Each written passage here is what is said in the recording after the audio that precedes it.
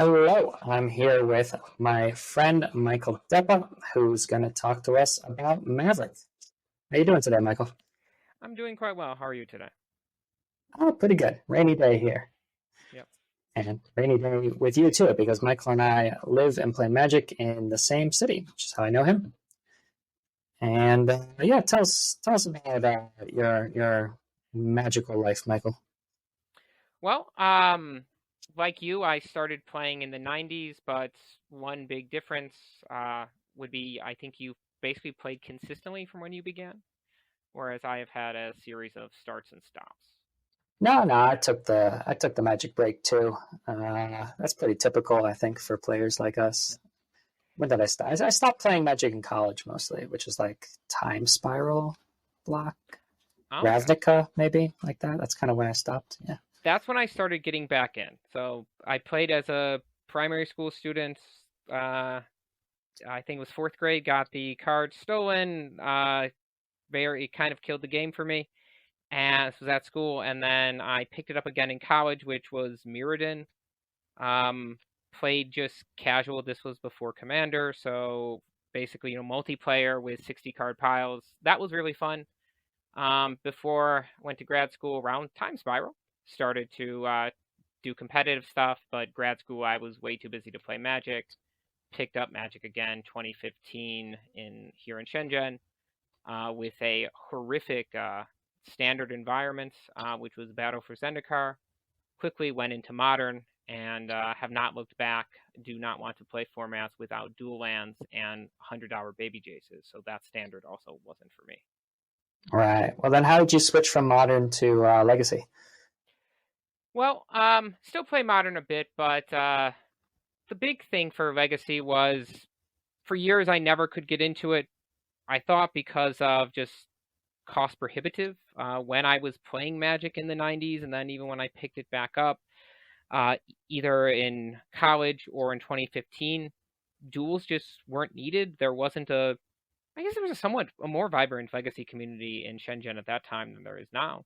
I can get to that in a bit to kind of cover why that was.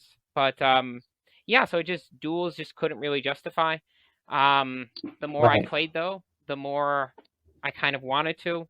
I guess what got me into Legacy was trading in a foil Lorwyn Thoughtseize for Gaia's Credo, and I said I want to run a deck that has one copy of Gaia's Credo, and here I am today talking about Maverick.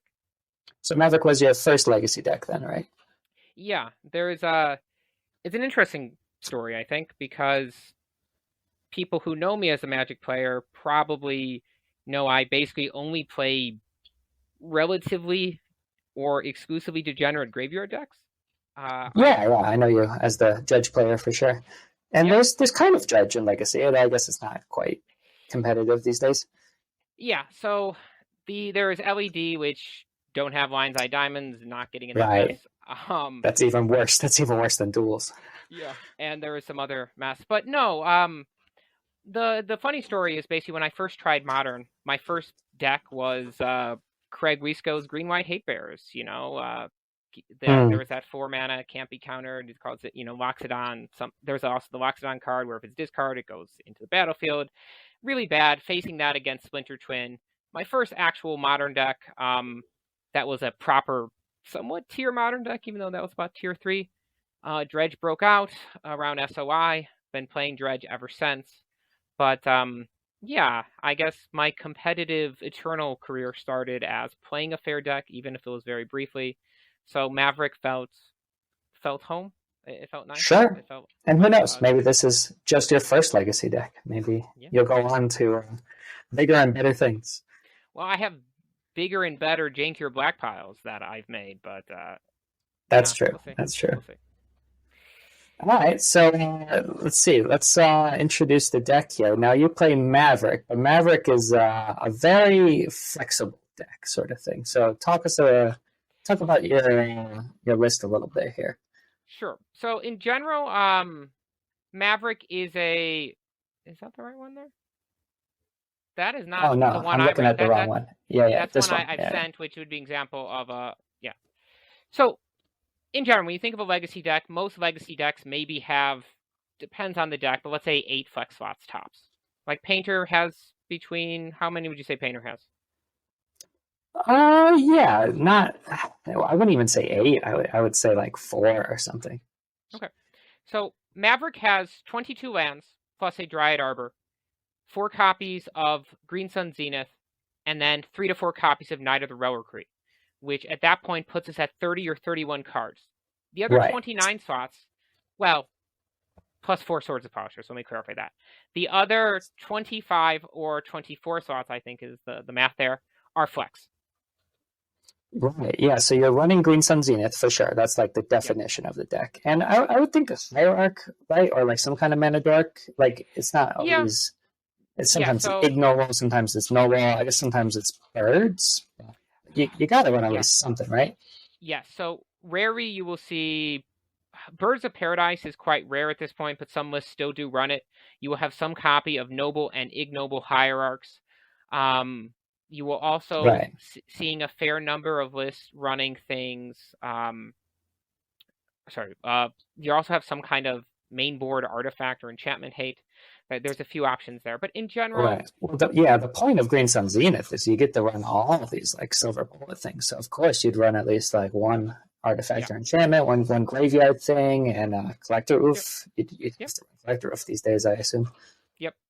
So yeah, I would say yeah, mana dorks would be another 4 slots. So I guess we're talking probably closer to 20 flex slots.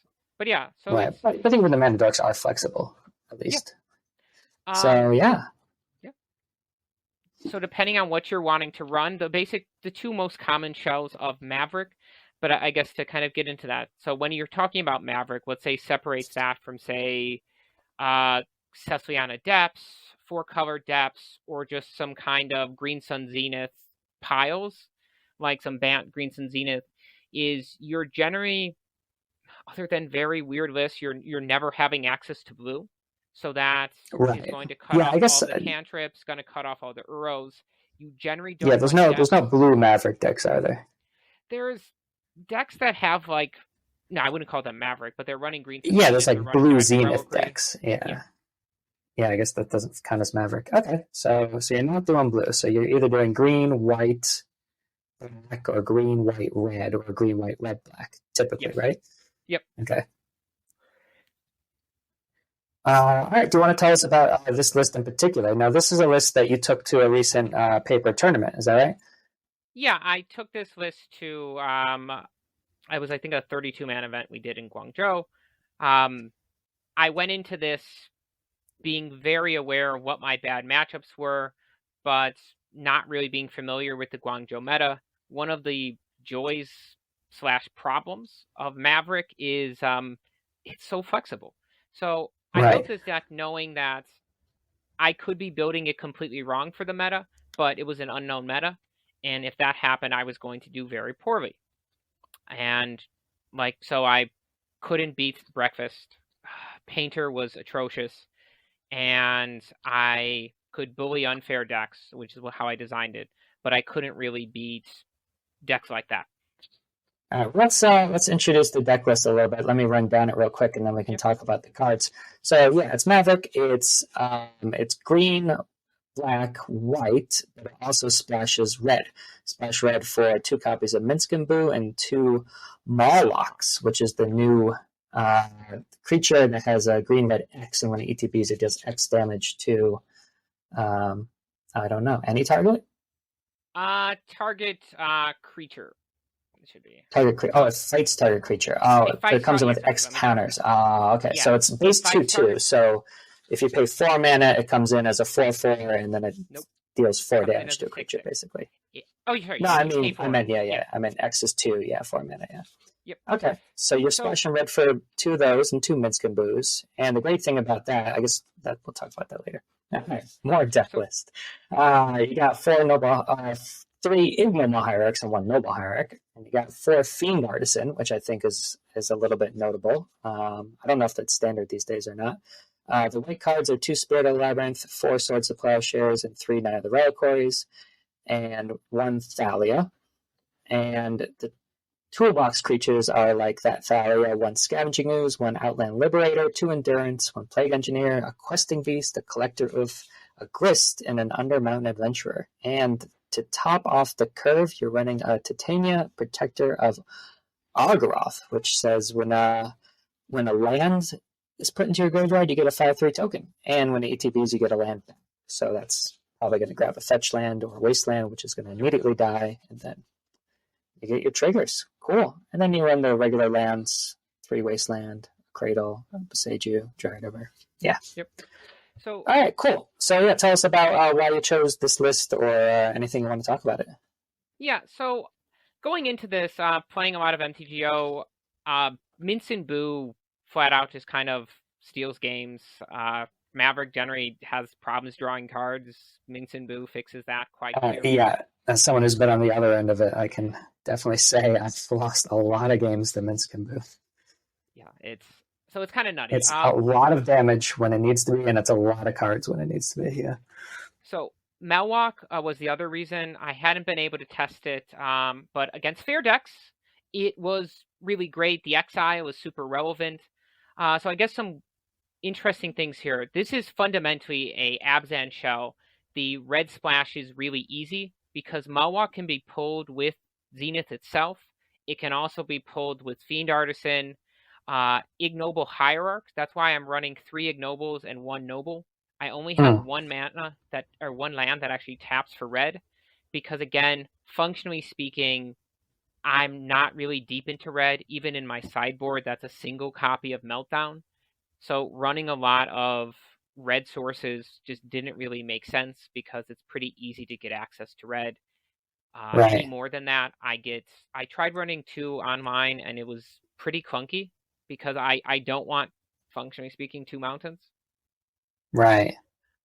Right. And, obviously the land base is pretty tight. Like, you don't just got piles of basics to turn into duels. Like, you're already running the Knight of the Reliquary, so I'm sure every land is planned out. Like, you only have 3 wasteland when you could have 4, or you could have 2, but you chose 3 to have room for all the singleton stuff. Yeah.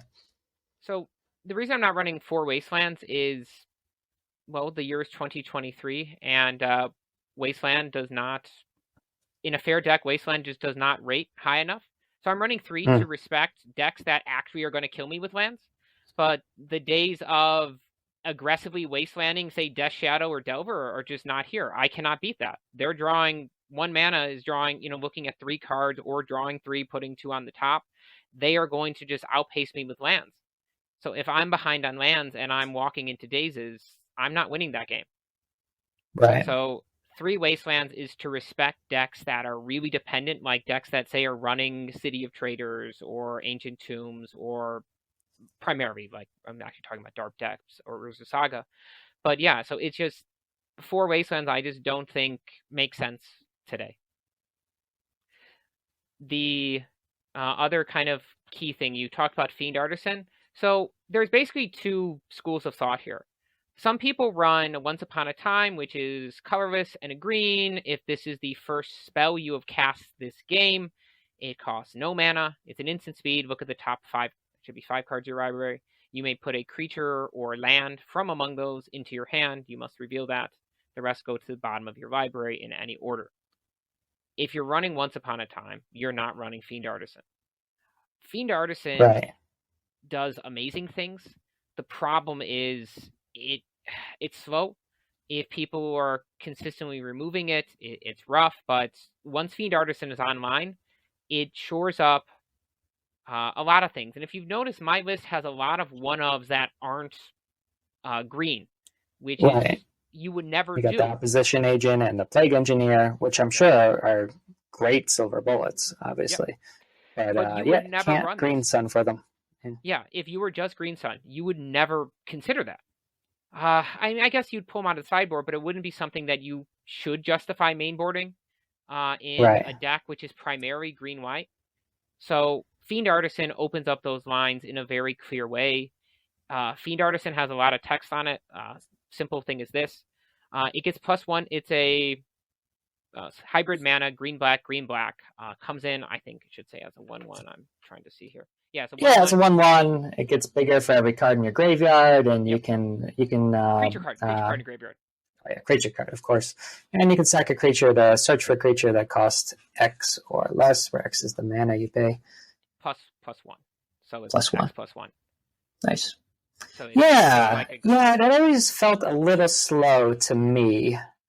But I can see, yeah, I mean, like you said, you get, it opens up the toolbox a lot, and I'm sure it's just a huge creature in the late game as well. yep. So So it's only 2 mana. Yeah, I can see it.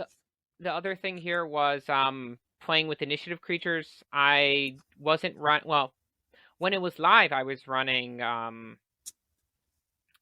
what's the one that got banned? White Plume Avenger. White Plume? Yeah. Yeah, that was the best card that Maverick got in a long time, but I know why it had to be banned because it made other things really busted. Yeah. But for my Maverick, it wasn't broken, and it opened up so many cool lines, but there is no way to say every deck but Maverick can't run this. So yeah, I understand why it was banned. But White Plume was real good. Yeah, you got the Undermountain Adventurer, which I'm sure is a bit worse. But yeah, I in hindsight, this was wrong.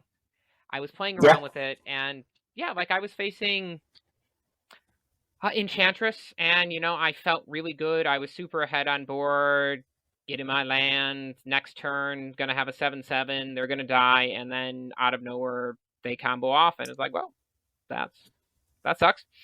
White again, Undermountain's fair, but this deck has a lot of fair cards.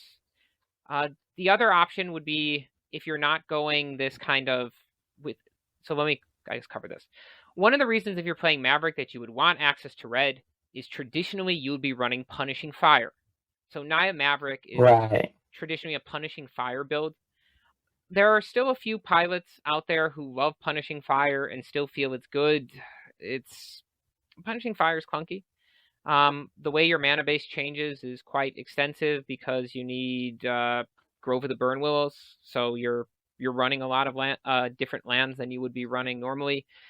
But right now, Mincin Boo, Malwalk, having access to, if you're pure Naya, but you get access to Red Elemental Blast, Pyroblast, so you're able to counter stuff. Yeah, what does a Naya deck look like without Punishing Fire? Because you could run like Fury, you could run Fable. Like, there's a lot of good red cards these days. Yeah, I've played around running Fable. I haven't really played around running Fury because even then, red in like a Naya Maverick shell, red is always a pretty big splash. So it's very hard to pitch to get the red count high enough, I would say, to ever be able to pitch it.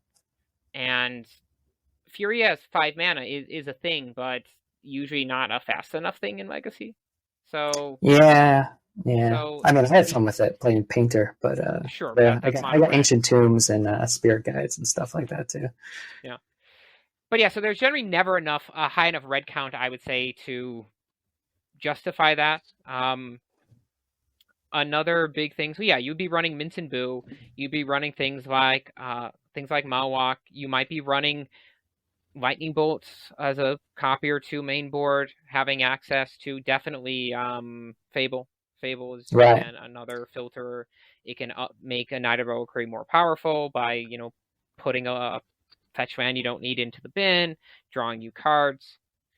Well, speaking of Lightning Bolt, maybe this is a bit off topic, but I want to talk about the 4 Swords to Plowshares in this list, and why 4 swords? Like, what about like other removal spells, or what about like more creatures that have like ETB removal? I don't even know what you could play as a creature because you already got the 2 Mohawks, but I don't suppose like Ravenous Chupacabra cuts it in Legacy, but I've tried Solitude. But you do have the Fiend Artisans. I don't know. I was just thinking of creatures, maybe. Yeah, Solitude would be a line here, but again, that's 6 mana, and that's a lot. So Solitude I've played around with. Solitude I think is viable, but if you're doing that, you would not be 4 color because you need a much higher white count. So, just more white cards instead of black cards. And then you would, instead of red. So you basically. Oh yeah, okay. You get rid of red completely. So if you're thinking of an Abzan list, you could run an Abzan list with Stoneforge Mystic or without Stoneforge Mystic. In hindsight, if I knew the meta I was going to be facing, at least the matchups I was going to be facing, which was Shadow, Shadow, Painter, Breakfast, Enchantress, and Reanimator, which Reanimator was an easy win, I would have built a Stoneblade list because Stoneblade at least gives me a Right. fighting chance against Painter and Breakfast because Kadera can race real well. But Right. on swords, it's super common. Well, Like yeah, like I know swords is a good card. I was just thinking about like prismatic ending maybe, not 4 cover. So or 3 yeah, like cover. you said, If I solitude or something. Yeah, so in an Abzan list, I generally would run a few copies of, depending on what I was looking at, I've run a few copies of Ending. I've run a more like control-ish pile where I went much lower on the creature count, and yeah, then I'm running endings, running things like that. But Fiend Artisan itself, if you're running Fiend Artisan, it requires you to up the creature count significantly. So I think if you're running a Stoneblade list, then you're able to, say, have a more versatile remover suite. But Swords still rates. It's anything against, but like a Griselbrand or an Atraxa, it's still going to do a ton of work. So Hmm. anything that doesn't have Yeah, functioning like an it's one ETB, mana. I win the game. Yeah, it's a 1 mana spell that stops most value creatures in Legacy and most, backbreaking creatures. It will stop what they're going to do. So Right. it's there is no real replacement for that. And look, Maverick is a fair deck. So if you don't have the right hate piece, Swords is a good get out of jail card, and Ending is very situational.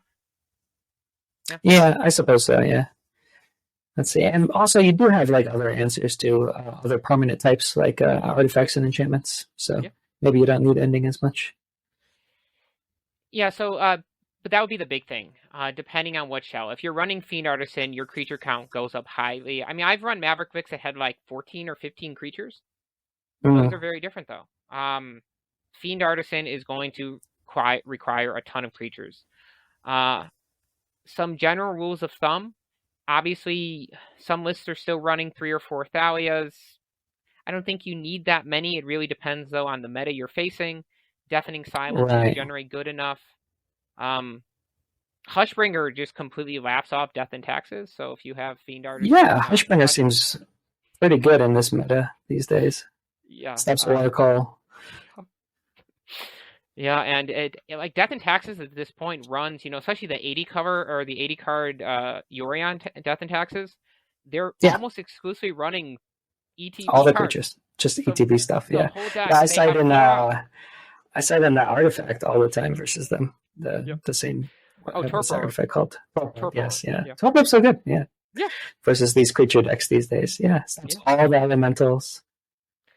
But I mean, that even stops Stoneforge. So basically, and Torpor's even better because they can't even find an answer with swords. They're just Mm-hmm. completely just dead.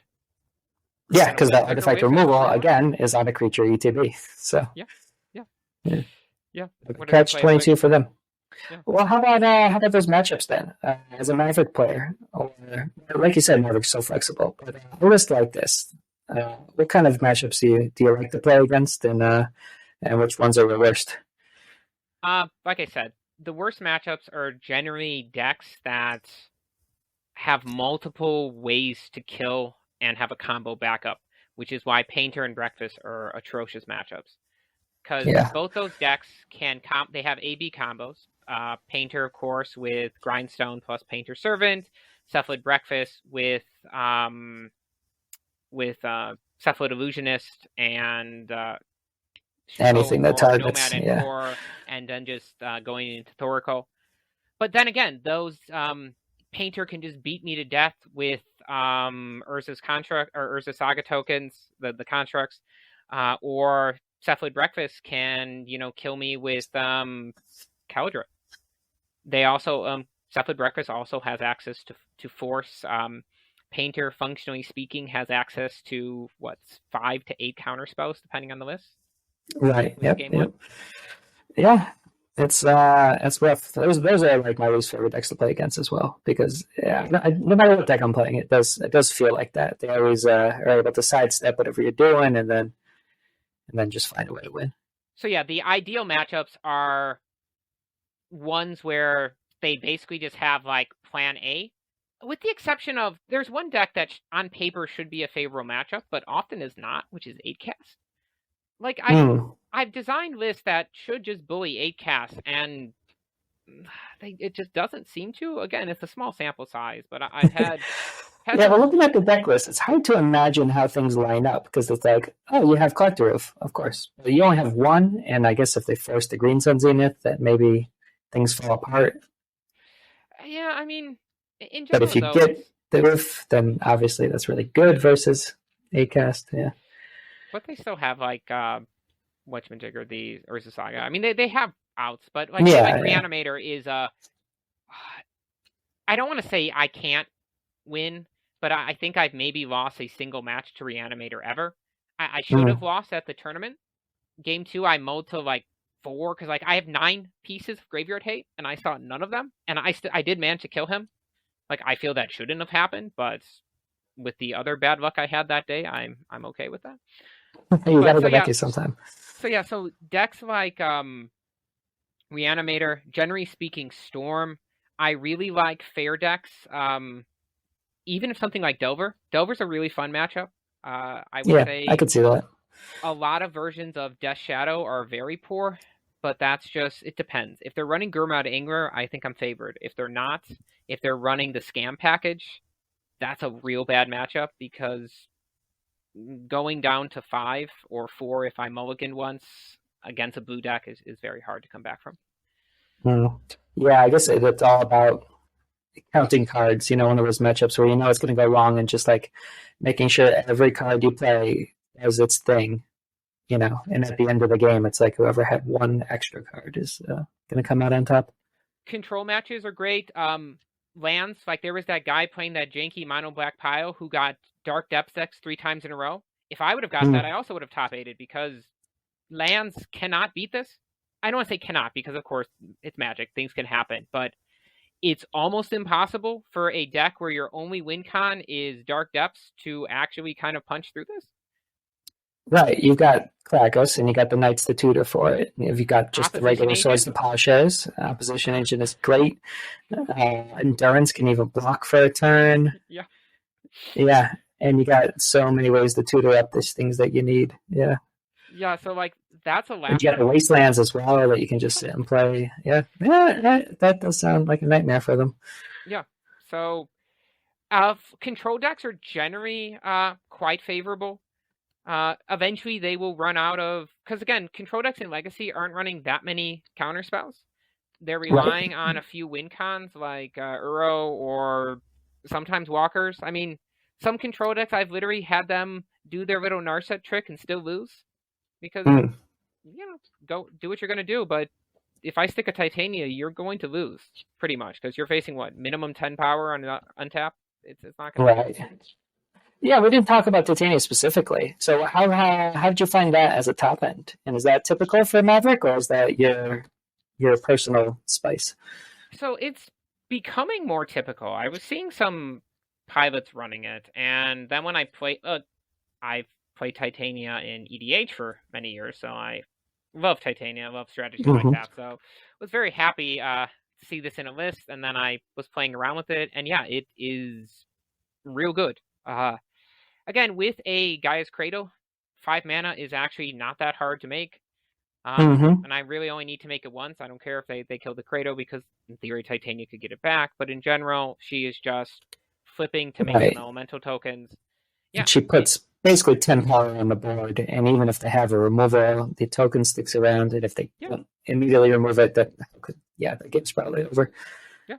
Are there other like big top ends like that are options? Like if you didn't run Titania, would it be something else big, or No, would it just be like the not second really. Thalia or something? Yeah, it would generally be you'd be probably running more something like Stoneblade. The problem is this: is that you generally in a deck like this don't want to run cards that have CMC greater than 3 that don't immediately do something. So like you could have Mm. a baller 4 mana card, but it's just not going to see play because it's not doing something the turn it comes in, which is why Questing Beast is so good. Because Questing Right. Beast Haste. comes in with haste and it can destroy the walkers. It has a lot Hmm. of interesting bits of text where there's a lot of matchups where still in 2023 Legacy they have a Baleful Strix and you have a board stall. Well, Questing Beast just laughs that off and then get rid of the Planeswalker. Strix just sits there doing nothing, and Questing Beast immediately has value. Titania also has that. Right. So that's a problem. No, you generally just run more 2 to 3 mana creatures. Right. Do you run the same list online? Yeah, I generally go in like phases. I'll run pure Abzan. I will run 4-color, or I'll just run Naya, play around. Because again, what you find in a Legacy League is just so varied. And I like just Maverick's a fun deck to always just, well, I don't want to play a different deck right now. I just want to try something around out, so I'll just try a different shell. So Maverick's really fun just to kind of play around with different versions of it. It's so flexible. It's kind of ridiculous. Yeah. But the downside is, though, like I said, this was the deck I learned Legacy with, and that was real hard because Legacy is an extremely deep format, and Maverick wins by very, very small inches. So a whole lot of losing. I would recommend to people who want to get into Legacy to pick a deck that has a higher floor. Maybe, I mean, they also have a higher ceiling, to be honest. But let's say have a higher floor where, again, you do your thing, and your goal is they have to stop you. This will help you learn a format really well. Like, this is the advice I would give to any Modern player. This is why, people are getting into Modern oftentimes start with Tron. It's cheap, but also, wow, it's a terrible deck that, sorry for the Tron players who are listening to this, but Tron is just garbage. But people like it, and you just have to know what you're doing, right? You learn how Tron works. Okay, I counted to get 3 lands, and then you can see, okay, how can these people interact with me? And that's a really good way to learn a format. Be the unstoppable force. They have to learn to stop you. Because if you're saying, like, I'm going to play a control deck to learn a format, or I'm going to play an eminently fair deck like Maverick, it's going to take a lot of losing for you to actually figure out what you need to be doing, how to sequence things right, and how to actually kind of find those windows to punch through. The classic example is Maverick, if you think of it like this. So your opening hand has a copy of Green Sun Zenith and let's say some kind of mana dork, 3 lands, and a Mother of Runes, which you don't see on this list, and a sword or something. Sure. That's a fine hand.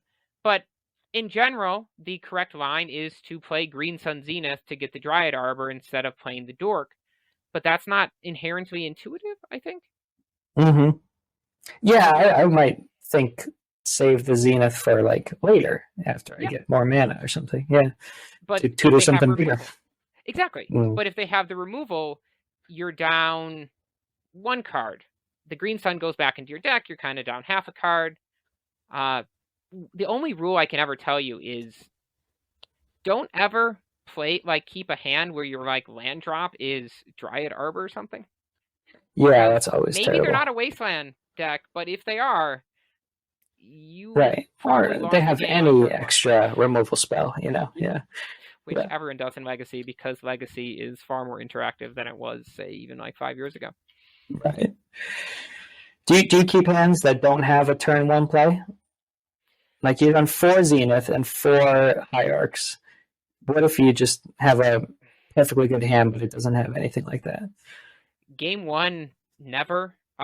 Game 2, there is universes. So, like, let's say I'm facing a combo deck, but I know its best turn can't win turn 1.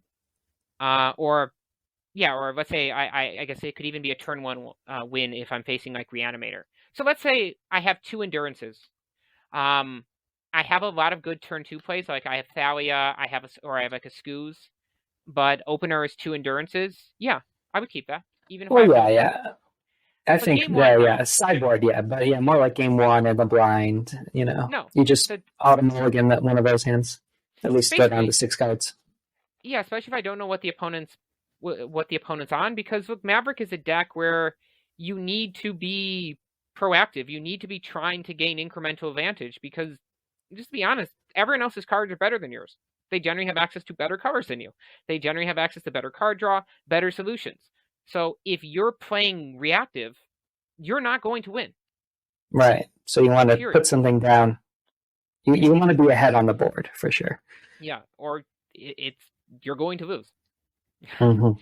There is no get out of jail free. You don't have, Field of the Dead. You don't have any of these shenanigans. You might be saying, why not run Field of the Dead? There's a lot of weird lands in here, and the more bizarre lands you run, the more kind of creaky the mana base gets. I've messed around with Right. one It's copy already of 4 colors. Yeah. Right. All of your lands tap for colored mana except for Wasteland. Yep. So I guess if you ran Field of the Dead, you probably could have Wasteland for it. Yeah. I have run Urza Saga. There are some lists that run some Stoneblade Mavericks that run 4 copies of Saga. I've run 1 copy of Saga, and that felt better than 4. I've done 4 on paper, but Saga is creaky in the shell. It's something where, like in Painter, you have just so many soul lands. You have so many ways, I think, to get ahead on mana. Yeah, I love the Saga Ancient Tomb starts. But in this, you need the lands. So yeah, the construct beats are a thing. But I go to something I say to people when they want to like put Saga in any modern deck. It's like, yes, you can do this, but are you the best deck running Saga, or is Saga best for your shell? Like, it's a thing, but are you just going to be like the worst Saga deck? If that's true, why are you weakening your deck to add this cool strategy rather than be the best, like, Smallpox deck you're playing? Whereas, like, in this case, I can run 4 Sagas, but I think I'm way worse at running Saga than Painter. There's way fewer synergies, or than 8 casts, or any of the other decks. So is this really going to help me in the matchups where I want Saga? Not really. Sure, it's going to make me better against Control, which I'm already favorable against. Why do I want to do that? Yeah, cool. So Maverick, you have fun with it? You'd recommend it?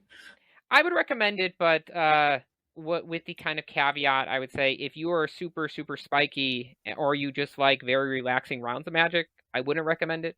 If you always want to have games where you feel like there's something you can do, and there are kind of narrow, I didn't say narrow windows, but I'd say you want really cool lines and a lot of self-interaction, a lot of decisions that you have to make. Yeah, all these cards look like fun to play with. I think it'd be a good deck for an EDH player, because a lot of singletons, especially in the dual lands, 1 Taiga, 1 Bayou, 1 Scrubland, 2 Savannas, 1 Cradle, like you said. Yeah. It looks like a lot of fun. Yeah. Same thing I would say if you ever want to play Dredge. I would say that deck looks very degenerate, and it is, but you have a lot of decisions you have to make and a lot of interesting things. So these are types of decks I enjoy playing, where on my turn I have to make clear decisions that are actually quite enjoyable. So yeah, I think Maverick's fun. I think it's a blast. I think you'll never be bored with it, because you can always do interesting and new builds. It will never feel stale. But yes, that's true. It's going to be hard for it ever to be tier 1 again. I don't know what you. I don't know, but you got Green Sun Zenith. I think Green Sun Zenith is very powerful Giant Arbor. So as soon as they print some broken green 2-drop or something, and they will. Don't worry, Michael. They will. Some Foo pile will make it better. Like White Plume was the perfect Maverick card, and what came out of this? Mono White Stomper, which was tier 0. Okay. Poor White Plume. All right, Michael. Well, thanks for talking to us with Maverick, and yeah, give it a try. Yeah, no worries. It was nice talking to you, Sam.